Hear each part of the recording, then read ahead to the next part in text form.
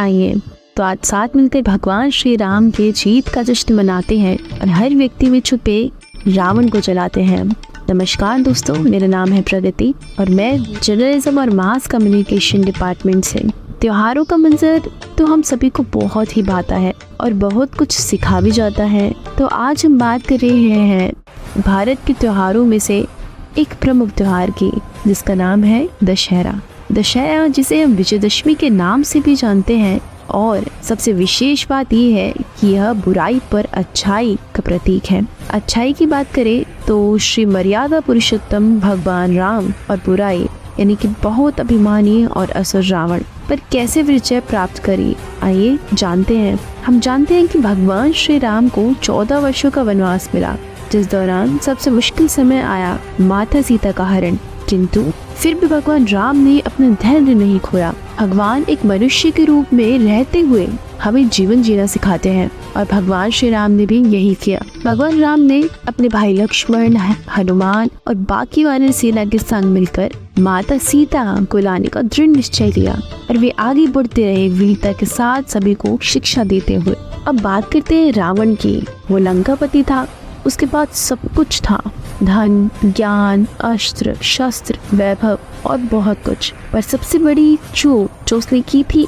वो थी अपने घमंड को अपने जीवन पर हावी होने देना। अहंकार वो आग है जो सब कुछ जलाकर खत्म कर देती है, चाहे कितनी भी शक्ति क्यों ना हो। रावण ने सीता का अपहरण किया और अपने ही घमंड में भगवान राम को नीचा दिखाने की कोशिश की, पर उसे ये समझ नहीं आया कि घमंड का परिणाम हमेशा पतन ही होता है। रावण अपने सभी शक्तियों के बावजूद अपनी ही गलतियों से हार गया। राम के पास नीति थी, धैर्य था और सत्य का बल था।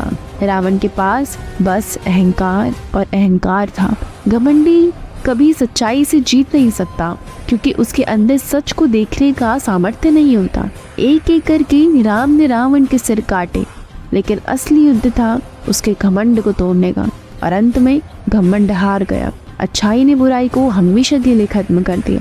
दशहरा सिर्फ एक जीत का त्योहार नहीं, एक सीख है कि बुराई चाहे कितनी भी बलवान हो, उसका अंत निश्चित है, उसका अंत होकर रहेगा और घमंड का पतन निश्चित होता है। चाहे रावण जितना शक्तिशाली क्यों ना हो, या उसके पास कितना ही ऐश्वर्य, वैभव या बहुत सारा ज्ञान क्यों ना हो, लेकिन उस अहंकार ने उसके ज्ञान को ढक लिया था, जिसकी वजह से उसका पतन हुआ और उसके हार हुई। जो अपनी मर्यादा में रहकर जीता है वही सच्ची जीत का अंतर होता है। जैसे कि भगवान श्री राम, जिन्होंने सारी कठिनाइयों के होते हुए भी अपनी मर्यादा, अपने सिद्धांतों और अपनी सीख और जो भी उन्होंने अपने बड़ों से, गुरुजनों से सीखा था, उसको कभी नहीं ठुकराया, बल्कि उसको विनम्रता के साथ स्वीकार किया। और यही कारण है कि अंत में भगवान श्री राम की जीत हुई। इस दशहरे पर आइए हम सब अपने अंदर के रावण को जलाएं, घमंड, अहंकार और नफरत को खत्म करके राम की तरह नीति और अच्छाई का मार्ग अपनाएं। दशहरे का मतलब है बुराई का अंत और अच्छाई की जीत। चलिए इस प्रेरणा को अपने जीवन में उतारें और एक नई शुरुआत करें।